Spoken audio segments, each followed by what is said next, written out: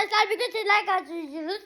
Bugün bir tane şey söyleyeceğim. Sonra şarkı söyleyeceğim. Sonra ne olacağını konuşuruz. Şu anda baştan söylüyorum size.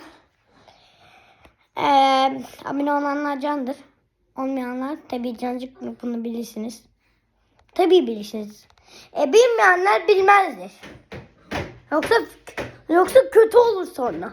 Hemen saklanarak söyleyelim şarkımızı. Kabe'ler hacılar hu der Allah. Yer gök ilimler Allah. Melekler defteri yediler Allah. İzin ver de Kabe'ni öğrenir Allah.